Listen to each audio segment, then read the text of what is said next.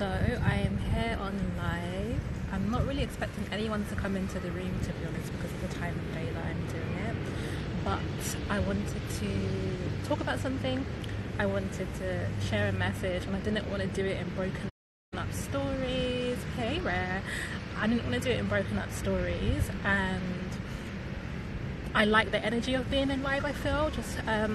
So yeah, that's why I'm here to talk about, well, really it's about the self-esteem conversation I was having in my stories. I am outside, so my normal disclaimers, I have a pigeon phobia, so if a bird comes, I may be off camera, and I'm also not into animals in general in my personal space. Rare, you're in the room. Is it really too windy? Could you type to me and let me know, like, when the wind blows, can you still hear me speaking okay? Because I don't know. I'll give you a second to let me know if you're still here. Hopefully you can still hear me, but I don't really like any animals in my personal space. It's fine, great, yay.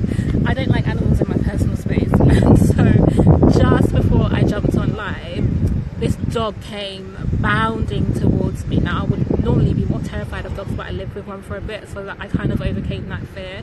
But even so, I don't like them in my personal space.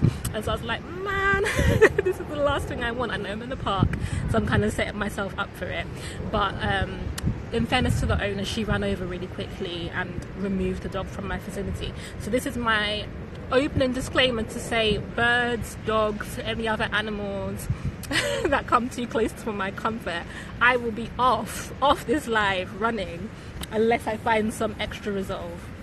Hey everyone, what's the time? I really wasn't expecting anyone to come into the room. That's not why I did it at this time, but it's actually really exciting that some of you have joined.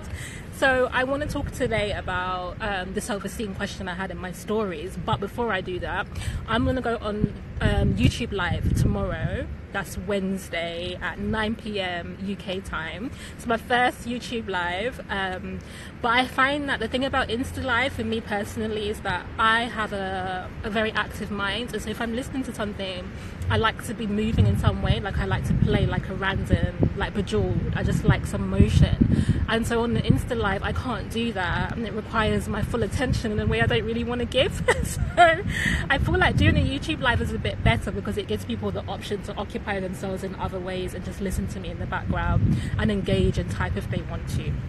So hopefully some of you can make that. So tomorrow I'm going to be talking, the topic I've chosen, and it's a little deliberately controversial, but it's this: if meditation is the foundation for spiritual practice, like all of them across the world in some way believe that, you know, meditation is the foundation, is the beginning, then why are white people not woke? Like that's my topic for tomorrow. I have so much to say about this. So I'm going to be talking about meditation. I'm going to be talking about The Matrix, the film, but also like The Matrix in terms of like life experience. And I'm going to be talking about spiritual pacifism. So by that I mean just the way that sometimes when we have a spiritual belief or a religious perspective, we can turn away from the world and believe that everything should resolve itself and we just need to work on ourselves, and kind of interrogating that idea. I'm going to be talking about race and social transformation and the concept of spiritual awakening. So that's tomorrow at 9 p.m. on YouTube Live, UK time. I hope you can join me. I was just laughing at my topic. Yeah, I mean, we're going to get into it. It's worth talking about, and I've been scribbling ideas because it's come to me, and I'm enjoying coming on live and talking these things through. But today I want to talk about self-worth, self-esteem, self-love, and really the fact that I think self-esteem / self-worth and self-love or self-care are conflated terms that don't necessarily all mean the same things, and that there are ways that we can think about how I'm reading your comments, the ways we can think about what those different things mean. So really self-worth and self-esteem are interchangeable. Self-esteem is about having belief or conviction that you are worthy, and worthiness really pertains to your value. And we know that value can be numerical, okay? So value can, like, it can fluctuate, it can go up and down.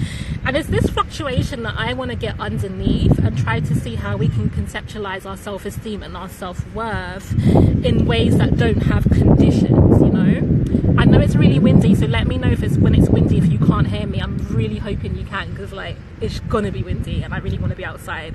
I need like the support of nature just for my energy to be able to do this. So please type to me and let me know if it's okay still when you hear the wind. So what I was saying is that I want us to be able to conceptualize our self-worth in terms of like, or in a place in our lives, or from the inner place that's about being unconditionally worthy. And I know like some of the people who responded in my Insta stories, and I'm still going to repost some of the written responses I got, talked about like unconditional love, and I do believe that we're striving for that. I do believe that it's the baseline that we want to get to, but I also feel like, personally, my belief, and my beliefs are subject to change, but my current belief is that as long as we are living in this world, it's not achievable, like not on a consistent basis, you know, that we are constantly being exposed to things that make us fall into conditioning. So in terms of my own experience of self-worth and self-value, I want to start by saying that as a child I had really really high self-worth, really super high, and I was thinking about why that is, and I felt very validated externally. That's really important. And someone wrote in the Insta stories like not receiving external validation for your self-worth and your self-esteem, and I was talking about why actually external validation has its place. I posted that in my stories, and I think especially for children, that children need to be poured into. Children need to have their self-esteem established and developed and sustained externally by adults. Like that needs to be fed, and I know that I experienced that. So part of what I feel, the places I got a lot of self-esteem was school, my primary school. Aisha, who's in the room, you went to the same primary school as me. Dope primary school. I feel like I went to Christchurch in Brixton, and I feel like I received so much love, so much support, so much affirmation in that school space that made me feel like I was worthwhile. I remember my teacher, Miss Keeley, like taught us this song called I'm Special, and she used to play the guitar, and I would sing this song. Like, I still know the lyrics, but I'm not going to sing it for you. So I had a lot of I should have said yes, I had a lot of input in primary school, in a school environment that kind of filled me with this sense of worthiness. I would also say that my dad was like very affirming, very affirming, and like really full of love towards me, and really doted on me, and I found that was quite affirming for me, or like built up my self-worth. And the other thing, I wrote it down actually. Oh, my church. So most of you know that I was like raised Christian, and in that specific church I was in from the age of like 7 to 21, and that was really significant to my self-worth and my self-esteem as well. And I think one of the main things is I was involved in a lot, every kind of like church ministry you can think of. At some point I was probably doing it, and so that gave me this kind of base point of confidence and belief in my abilities and my self-worth and my self-value. So after that, really, I feel like as I reach my teenage years, it's really the media and our broader culture that starts to erode my self-worth. So I start having that concept that I'm either not good enough, not pretty enough, not slim enough, not attractive enough, not smart enough, not fast enough, like whatever it is that we're constantly bombarded with, or too much of something else, you know, too black, too passionate, too loud, too whatever. And so constantly negotiating this kind of like, okay, where do I fit? Like trying to figure out where I can still be of worth, where I'm valuable, really, is what I'm trying to say.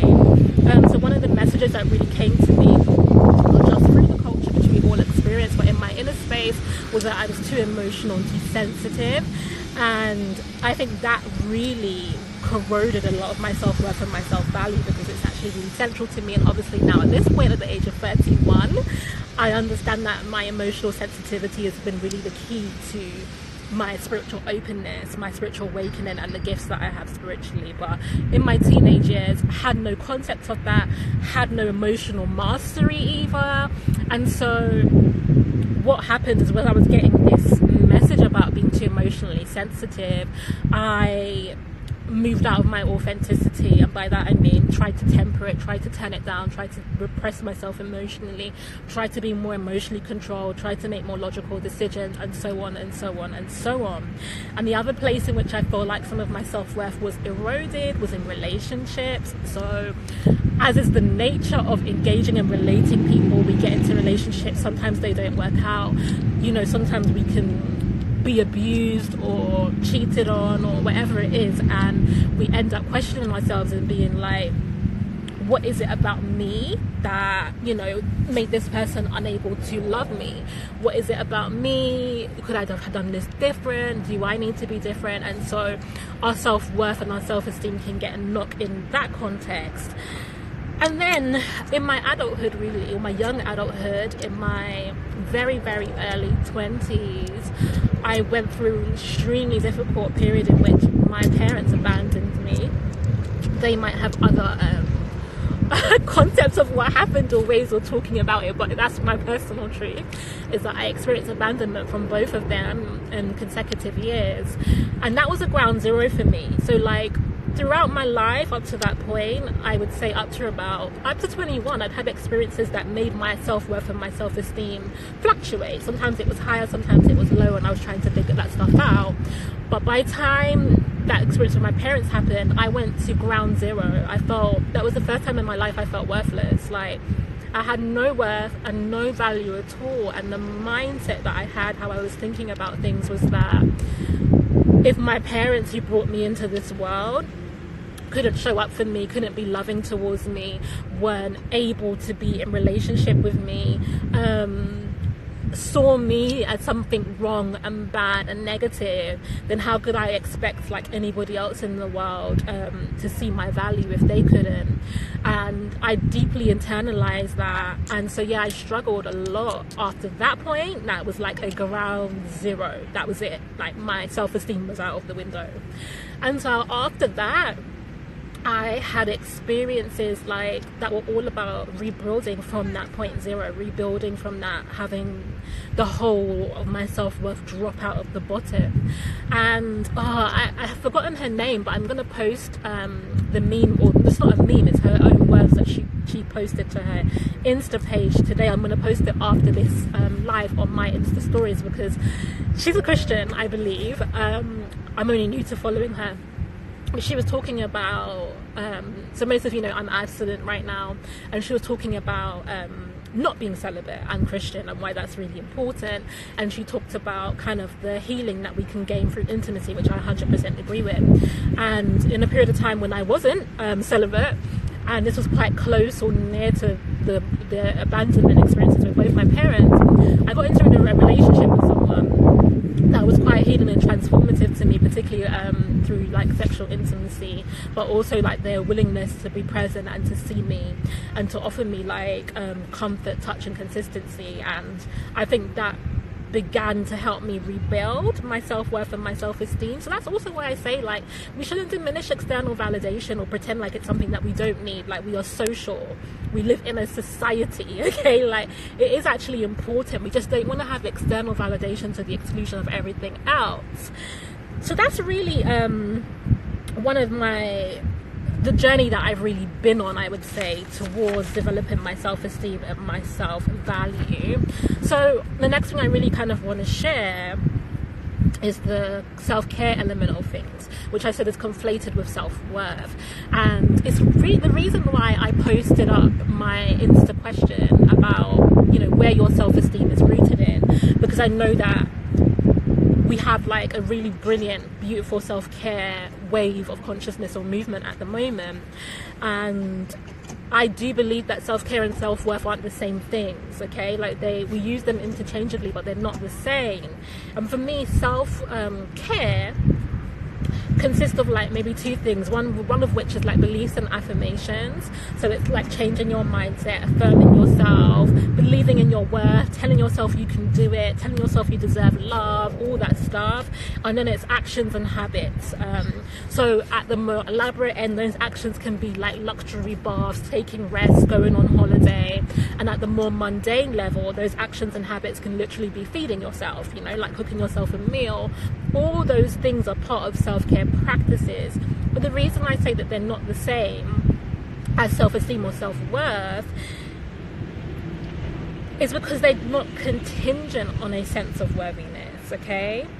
So let me double back from that and just add in, one of my friends messaged me privately and was like, their therapist said to them that compassion is like a really important aspect of this kind of self-esteem question.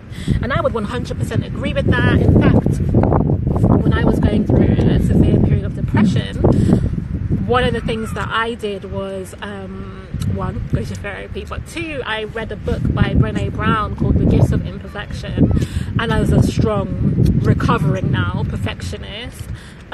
Those of you who understand the Virgo archetype know, like, Virgos are just hell-bent on getting things right and doing things like to the best of their ability to a crippling extent. And reading that book for me really taught me compassion. And compassion is really important in the process of self-care, because what it does is it allows you to love yourself from wherever you are, so like we can give ourselves like a benchmark or a bench line of self-love, and we can be like, I'm lovable because I do X thing, or I have this job, or I have this achievement, or I look this particular way, or I do this set of actions.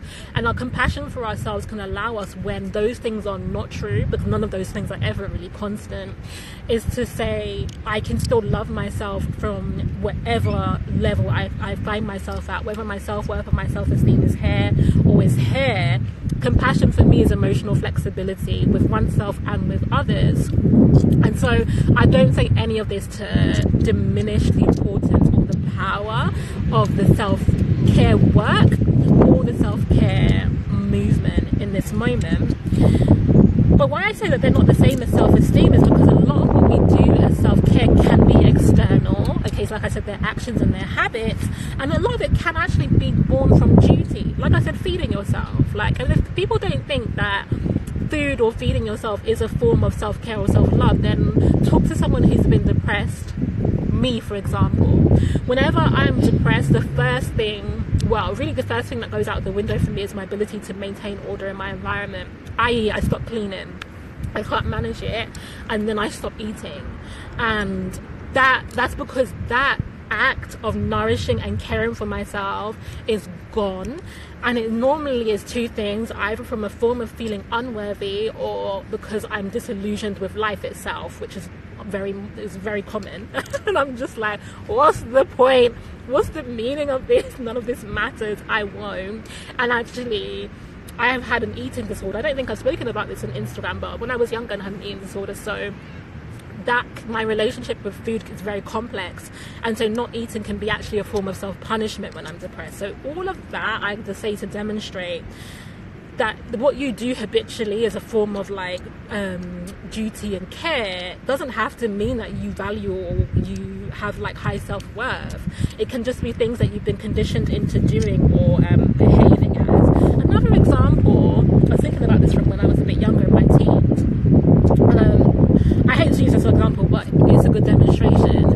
It's like the friend that gets into a relationship, and this can be a male or a female, non-binary person, and it can be a same-sex relationship, doesn't matter, but someone who gets into a relationship with someone else and their community, their peer group, their family are like, what the fuck? Like, how can you, who's confident and successful and all these other things, end up in a relationship with this person that's like toxic or trash, or they're not treating you well, or they're devaluing you? And like, we've always seen you as someone who has high self-worth, high self-esteem, so how did that happen? And it can be very confusing for people. And the reason I want to say that happens is because the relationship is a mirror, it's a reflection, and it's reflecting something in that person's shadow. Well, let me speak for myself. I'm celibate, so I'm not in this kind of relationship right now, but that relationship would be, say I was seeing someone, okay, let's say it like this: I am on the path of a priestess, an oracle, a spiritual healer, and a teacher. I'm an academic, I am accomplished, I'm confident, I am beautiful, I am all these things, and I work with other people, I do work to empower others. And then imagine, you found out that I was in a relationship in which someone was perpetually cheating on me and I wasn't leaving them, right? And you'd be like, well, how did those two things come together? And it's because if that were my case, it would be that that situation was happening to me because something in my shadow was feeling unworthy, you know? So that person was reflecting to me a deeply held belief inside me that was true, whether or not on some level I had some self-worth and some self-value. So I guess I'm trying to say that even the actions that we take, the things that you see people doing that look like self-worth and self-esteem, don't always correlate to a deeper sense of self-worth on an internal level. I have notes, that's why I'm looking down at what I wrote to say. So to really close up my little talk, how can we cultivate self-worth and self-esteem that isn't fluctuating then? You know, like how can it be about... And I don't say this to, I don't even know if I need to say this, but this isn't about shaming people for one, having low self-worth, or two, having it in things that do fluctuate. So one of the things that I've written in my Insta stories is like, productivity, work is like where a lot of my self-esteem comes from, and so I don't like to be idle, and I find that any small moment I get to rest, recover, pray, meditate, I suddenly want to do something with that moment, and I can be like addicted to productivity in that way. So there's that. There's also beauty. So what I wanted to say also is that Venus in your birth chart, where Venus is, the sign Venus is in particularly, can tell you a lot about where you place your self-worth and self-value. For me, I have Venus in Libra, and so I do get a lot of self-worth, self-value from one, being beautiful myself, as in feeling physically beautiful, and therefore feeling undervalued or unworthy if I think I don't meet the benchmark of that beauty conception I have for myself, but also making my environment beautiful, so anyone who comes into my room just knows that like it's just decked out like in a gorgeous way. That's really important to me. So you can look at Venus in your birth chart and kind of see, like, get a sense of like where you might be hiding and invest in some of your self-esteem and your self-value. And it's natural. We've come into the world in this way, like it's what we've learned habitually. But my question, and I was reflecting on this yesterday in bed, like I was praying, Venus retrograde emotions, you know, every time I feel something difficult, painful, sensitive, my response to it in this moment is to take a moment, interrogate it. Why do I feel that? What is that feeling? Where is it in my body? What memory is it connected to? What belief have I developed from that? And so I was praying about this, and I was particularly praying about rejection and asking Spirit, like, how do I bring healing to the experiences of rejection I've had in my life? There's a dog, so like I'm just giving you a heads up. I don't know. I'm waiting for this dog to pass. And the dog owner laughed about it, so she's all good. The dog's gone. But whether those experiences of rejection are from my parents or relationships or friends or a job or whatever else, or divine God or Spirit himself sometimes, or herself. So I was saying, how do I bring healing to those experiences of rejection? And the message that came to me in the wisdom and the experience was just like, well, the question I was asked is, well, where do you place your self-worth? And this is why I've gone on this journey. And I realized where it was, and then I was like, where does it need to be? And then my answer was like, well, the only place in which we can really understand our infinite value, that on our infinite worthiness that's unending, is in our sense of ourselves as on a soulful level, as spirit. And the thing that came to me was like, well, I'm worthy because I am God, like. And then like my Christian upbringing was like, you can't say that, like that's heresy, like nobody's God, you're just a man, you're just flesh or whatever. And so I had to take some time to grapple with that. But actually, all of us, every single person, even if you come from the Christian tradition, you know, you can borrow from that belief system that all of us are made in God's image, right? Every one of us are an expression of divine source. That's it. That's what you are. You are here, living, breathing, divine, eternal goddess spirit. And that's it. Like, that's the basis for your self-esteem and your self-worth. You don't have to do anything. There's nothing more you need to achieve. You don't need to be more beautiful. You don't need to work harder. Just literally, I was lying in bed and I was like, legit, like, I'm God, that's it. And so when I was thinking about the rejection that I've experienced, whether it was from my parents, I talked about abandonment from my parents at the earlier part of this, you know, I went from feeling completely rejected and worthless because of that to understanding that my parents' abandonment of me really had nothing to do with my worth and value, and everything to do with their personal trauma and their inability to overcome that. And even the relational, intimate, sexual rejection and abandonment I've been thinking about, like, coming to that conceptualization of, one, that person can never really abandon or reject me because I'm godlike, do you know what I mean? And so are they. So ultimately, like, it's coming away from that conceptualization, one of separation, that you can't reject what you are. And so there's, on that level, that's not true. But also, the sense of God in me is so much more vast than whatever. It's a crow, not a pigeon. I've got pigeon phobia. The sense of God in me is so much more vast than whatever idea that person did or did not want, you know. So it's like, it relieves me of those feelings of rejection and brought me to that infinite place of, like, I can only be accepted because God is all that there is. I am going to save this live, hopefully, and put it on my YouTube. I want to scroll up because I did get a comment. Venus in Scorpio in the 6th house. I definitely relate to, 6th house is the Virgo house. I definitely relate to work being a way to healthily overcome many of my challenges. Yeah, absolutely. And with Venus in Scorpio, you know, part of the way that you could be generating self-esteem for yourself as well could be through personal power, so feeling in control. So you could feel more confident about yourself when you feel like you have control over your life. And also, a lot of your self-esteem can literally come from sex, being in Scorpio. So it could be like, you feel good about yourself when you can attract a partner, when you're feeling magnetic sexually, when you're creative, and when you're turning it up in the bedroom and putting in your best work. Like, that can be where some of your self-esteem is wrapped up in. And I'm not even saying it's wrong. I'm saying that all of those things can be like the ways that our self-esteem can go bigger and be expressed. But ultimately, the core place it has to rest in is in ourselves. I have like crazy pins and needles right now in ourselves as spiritual beings, as expressions of God and divine source. And that's it. That's the only other comment I had. So, unless you guys have any questions for me while you're here, I just want to remind everyone that I'm doing a YouTube live tomorrow at 9 p.m. So Wednesday at 9 p.m. London time, that is. And I'm going to be talking about, well, my statement or topic is as the following. If meditation is the foundation of all spiritual practice, then why aren't white people woke? Like, that's my topic, and I've got lots to say on it. We're going to have fun with it. So tomorrow at 9 p.m. you can join.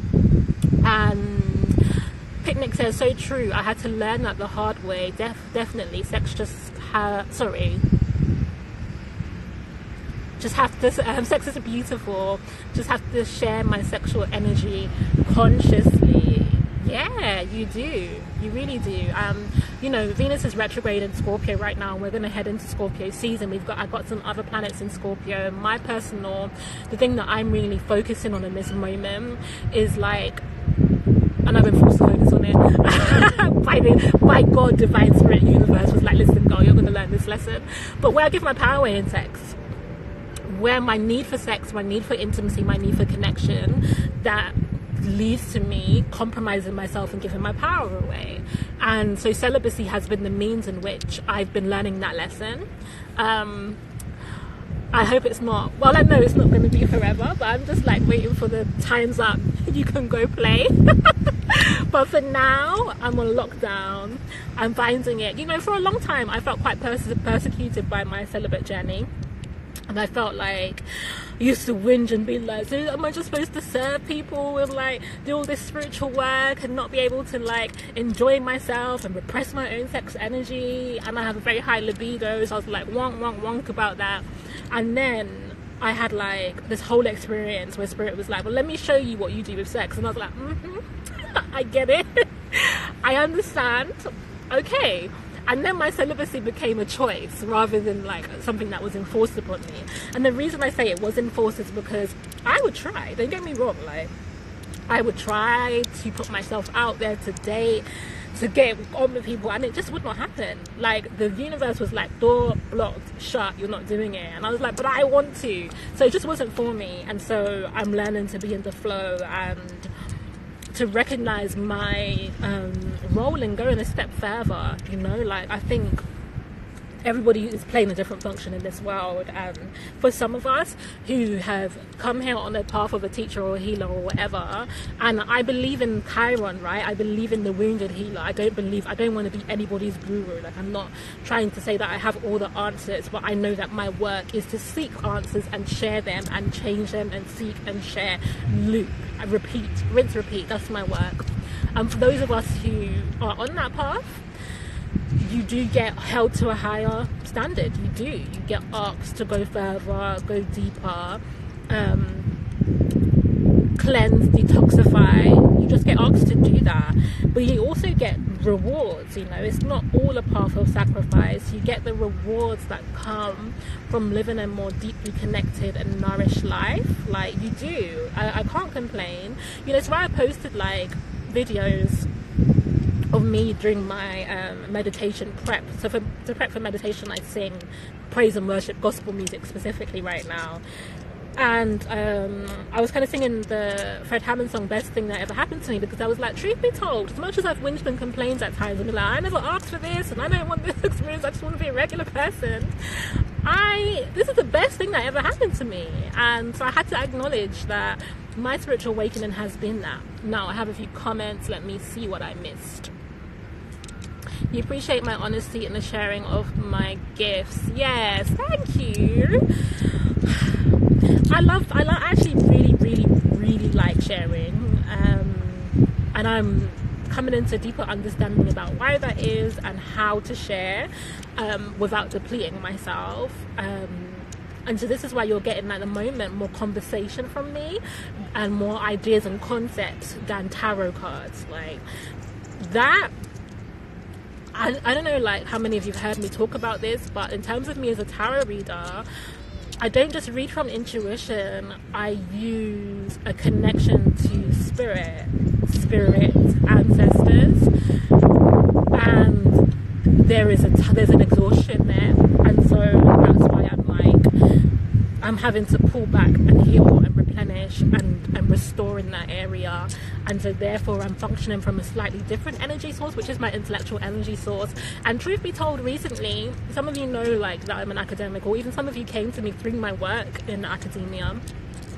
But Spirit's been like, it's time to integrate again. Like you've been playing in the esoteric space, in the kind of Pisces energy, and you know, it's time for you now to go back into this other gift that you have and merge and integrate. Like you're not one or the other. And there's a part of me, my intellectual self, that has been crying for intellectual stimulation and just struggling with doing all of the spiritual work right now. So my friend posted it to her Instagram, and I started listening to Russell Brand's podcast, and I love it, like really love it. In fact, the talk that I'm doing tomorrow, the Why Aren't White People Woke talk, actually comes from something that I heard in the Russell Brand thing. I was like, you know what, this is giving me some thoughts. Okay, I have a couple of questions and I have some energy to answer. As you've gone on your spiritual path, how much have you shared with your friends? Do you bring them on the path with you, or wait for them to have their own awakening? Aye. It is hard, man. I would say I am the hermit archetype in general. So, you know, I'm a heavy Virgo. And the hermit is not really here to walk the path with others. Not on a consistent ongoing basis. So, and I say that to say that that's not everybody. I'm really studying your personal astrology.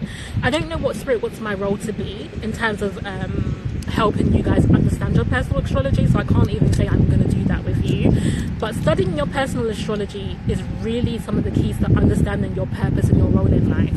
And so I say the whole thing about me being a Virgo to say that this is not the same for everybody. Some of you will be allowed to keep friends and keep people that you're close to on your path. But for me, my spiritual growth and my awakening, I kept that secret for a bit. And you know, a lot of it came through two ways. One, through an growing interest in tarot and astrology, and I was in a space in which that wasn't the norm. And being an academic, a lot of my friends were very intellectual, and I felt that I would be rejected for expressing that. And then the other was through what I would call like a heart catalyst, right? So a love relationship, and that can be. So I don't use the different concepts like soulmate, twin flame, all the rest of that stuff. For me now, they're all in one. But that experience came with like a lot of pain and chaos to begin with, and I had friends at the time who weren't on a spiritual path to my understanding, or just were traversing some other path, who just could not understand that. And so I felt like there was a lot of separation at that point, and I definitely went in different directions, and it was really painful. And I do think that for all of us, that there is a period of isolation on the period of the spiritual journey. You have to, because you've been so conditioned. You've been conditioned by this culture, you've been conditioned by the people around you, and the isolation on the spiritual journey is about you hearing your own voice, both your mental voice, your mind, and then your intuition, your spirit, which I'll talk about tomorrow. And so I feel like you can't bring people on your path. You have to just walk it. And this is where the concept of alignment comes in, because anyone who's vibrating on the same level as you, I don't like to use spiritual jargon, so anyone who is matching you in terms of their life purpose, their concepts, their openness to spirit, will be able to walk that path with you. And anyone who isn't can't come, and you can't force people. And what happens, what I will say though, is that as you go down that path, so if you have to leave people behind, you get given new people.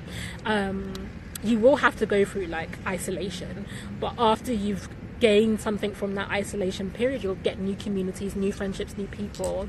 And what I find the hardest is the constant change. So for me, on the path I'm on, very often I have to go through cycles of people. And so it's like, I'll go through a certain experience, someone will come into my life, I'll deeply connect with them, that will go on for a while, and then that relationship might disintegrate, I'll go into a new period of isolation, and new groups of people will come. And I was like, Spirit, listen, at first, you know, because like there's a lot of like wounding around losing relationship or relationship breakdown, and there's shame involved. So it's this kind of thing of like, is there something wrong with me? Like, is there something wrong where I can't keep friendships? And now the thing that I've been learning is releasing people with grace, so that it isn't it's not arguments, it's not like mad conflict, I'll never speak to you again, and avoiding them. So one of my friends, we were mad close for a minute, and then after a while, oh, there's a dog. Sorry. After a while, we were just not vibing. We just weren't seeing eye to eye, and we had this disagreement about a particular thing. Something I'd said to her, which was very painful for her, and that I admit in my Virgo nature was way too harsh. And we just couldn't get over it, and we couldn't see eye to eye. And do you know what I said to her? I said, look, let's just stop having this argument back and forth. Let's just take a minute and like return to each other in a week, because I'm not your friend, I'm not going to cut you off, but we also can't get anywhere with this. And so we took a couple of weeks, and we came back after a couple of weeks, and we still didn't see anything any differently. And so we left it, but our friendship isn't broken. So we've spoken between them. I know the communication lines are open. She sent me an email because like a few months later, she had like a greater understanding of what I've been saying. And so for me, that was the most healing separation I've ever had, in which our friendship didn't collapse. We just allowed each other to move off in the directions that we needed to be authentic to our personal truth. So that's what I encourage you to do in terms of people, friends and family on your path. Advice for ensuring that we enable unhealthy sorry, let me read it and then read it out.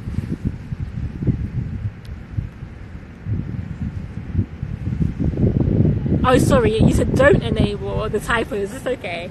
I find it really hard to type when I'm in a live as well.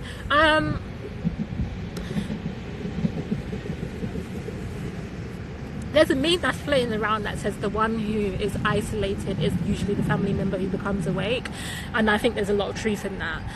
In terms of not perpetuating or enabling unhealthy patterns with your friends and families, the first thing you have to do is save yourself, and I struggle with this. struggle, okay? I had a lot of guilt, and a lot of attachment to my family and friendships. I felt just so awful about taking any kind of space for myself, even though the relationships were quite damaging for me emotionally and spiritually. But the truth is that you can't change that dynamic until you step out of it. You can't, it's the saying, right? You can't heal in the environment that made you sick. And so your first priority is to rescue yourself, and that requires disconnection, detachment, and isolation. You have to leave people, you have to take space. Yes, it means not talking to them. Yes, it means not seeing them. I spent a Christmas alone, one of my favorite Christmases, best Christmases ever. I was like, no. My mum tried to force herself on me and told me, like, I said to her I wanted to spend it alone. She's like, she's coming anyway. I was like, I don't want you to come. Like, I actually need to be by myself. You've got another child. You've got a daughter and grandkids. Spend it with them. Like, I need to be on my own. And I, to give context to my response, it was because I felt that it wasn't about me at all. It was all about her. And I was living in Leeds at the time, and my mum had never come to visit me in Leeds, and I've been in Leeds for 3 years. Not even once. I'd asked her, she didn't come. And the moment I said, like, I don't want to do this thing, I want to be on my own, suddenly she was like, I need to see you. I was like, no, that's what you need. What I needed to be by myself. And I had the most amazing Christmas, and then she was resentful about that on an ongoing basis, but that's her issue, not mine. So the first thing you need to do is isolate yourself, because you need to see where that unhealthy pattern, culture, belief is in you. And it is. If you've been in that family environment, it's inside you. So you have to purge it for yourself, unlearn it. And then what happens is, even if you isolate yourself and you start having different beliefs, like you want to get healthy. For example, when I started going to therapy, like one of the things my dad said to me, my dad, who had said earlier in the chat, was like so validating, and I had such a close relationship to me. He said to me, oh, I didn't know you were so weak. Do you know what I mean? Like, it started to be like me shifting the dynamic, me shifting the family culture. You start getting resistance from people. And when you're growing new beliefs, new patterns, new emotional patterns, like the new muscles, you can't put yourself in environments with people who are going to destabilize that.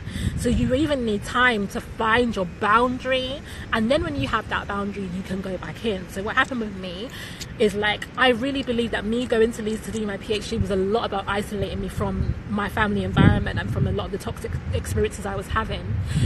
And then once I'd cultivated some level of healing, learning and development, Spirit was like, well, go back. And I was like, no.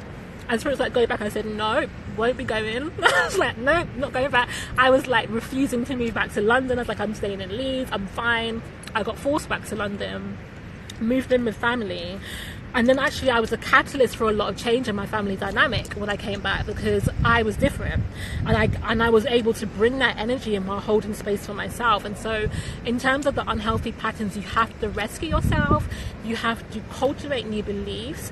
And then what you do when you go back is that you don't necessarily change others, but you hold your truth and you speak your truth. Throat chakra. So around that time I was having loads of throat chakra pain, because Spirit was saying, speak your truth, speak your truth, speak your truth. Say what doesn't work, say what's unhealthy here, say what needs to be healed. And so I was saying all that stuff, but it's not your responsibility to change it. So I assisted in changing things.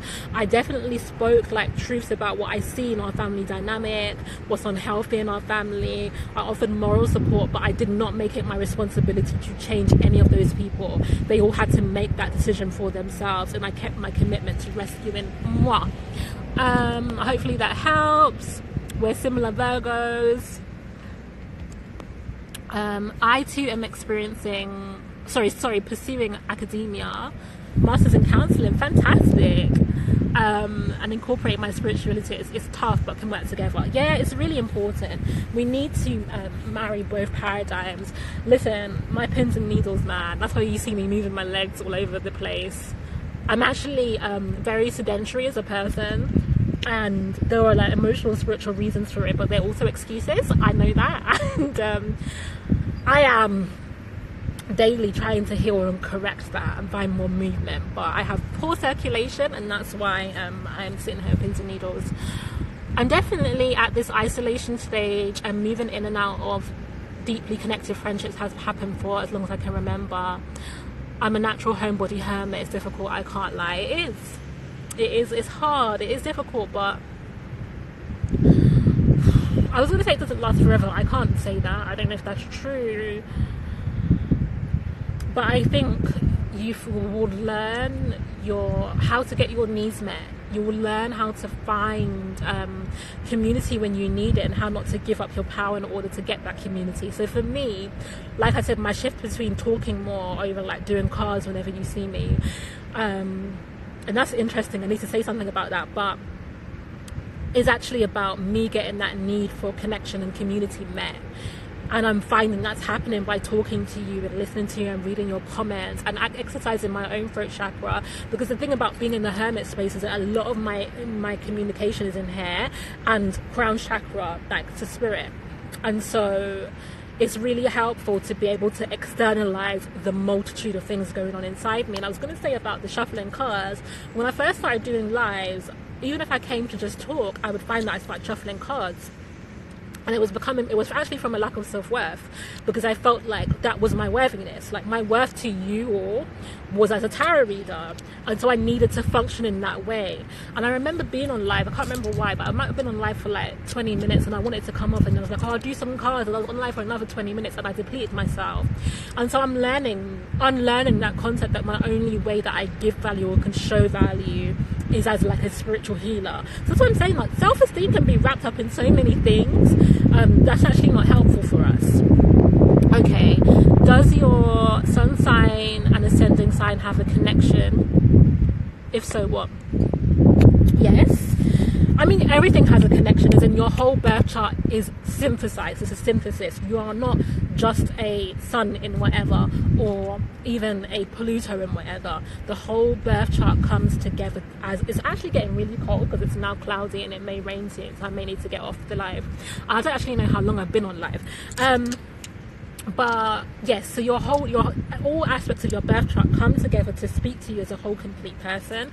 But in terms of the sun and the rising sign, the ascendant, I conceptualize the ascendant a little bit different to other people. So people typically say your ascendant, your rising sign is like the mask you wear to the world and however people perceive you. I think that's a superficial understanding of it. My truth in terms of understanding like evolutionary astrology particularly is that the ascendant is who you really are. That's why when you first meet people, it's how you show up. It's because you haven't been able to falsify yourself yet. Like a lot of how we falsify ourselves is actually over a period of time, not like in our first instance. It's the stories, you know, like if you go on a date with someone, it takes a few dates before you get to the truth of who you are. Those few dates are the sun sign. Those few dates are that person showing you who they think they are and what their kind of external drive is to be in this world. But that first instant before they've gotten into character is the ascendant, and it's actually their more primitive self, right? So it's who they regress to. I shouldn't even say regress really, but it's who they are at an instinctual level. So to give you a demonstration, I am Sun in Virgo, Cancer rising, and most people when they engage with me, what they get is like my deep sense of like feeling, emotionality, nurturing, comfort, pleasure, maybe being a little inward, like, do you know what I mean? They get that sense, and then the more you get to know me, you see that I want to express as a Virgo. I want to be mercurial, I want to be intellectual, I want to get into the details of things, but I'm never not a Cancer, right? So one of the things that I talk about is that the ascendant is the filter, it's the lens through which your whole personality is expressed as well. So I am a Virgo Cancer blend. So the two things, let's say like I guess that is why it does work well as the theory of the mask, because let's say your sun sign is this, your ascendant is always the thing that is the lens through which it's filtered through. But I sometimes think when we talk about it as just a mask, we mean that your rising sign is you at a superficial level, and it's not truly who you are. And I think it's actually who you almost most truly are. I hope that helps you. Thank you for that message. I needed to hear that. I think I'm approaching a period of isolation, but I'm stubborn. I just can't let go of all my friends. Well, we all know how the universe works, and if you don't want to let them go, they will be taken. I don't mean that to frighten you, but it's just the reality, you know? Like, not that they'll die. Like, I don't mean that seriously, but things will happen. Like, you get your opportunity to do the work and make those decisions on your own, and then Spirit's like, well, she's not listening, so here's an experience, let's drag it. what planet would I say? The planets that I say would be the dragon planets in those sort of situations would be Uranus and Pluto. Those are the two planets that would be like. So Saturn is the planet that's probably telling you right now it's time for you to have another hermit time, and you're like, don't want to. And then Pluto or Uranus are going to come through and be like, well, man, Saturn sent back up. Okay. Yes, absolutely. Boundaries are essential. I agree. Spirit speaks through you so clearly. You don't even need the cards because I received that message so clearly. It just came from you. Mwah! Thank you. Blessings from the Bahamas. I've been to the Bahamas. Much love. And a fellow earth sign, Capricorn.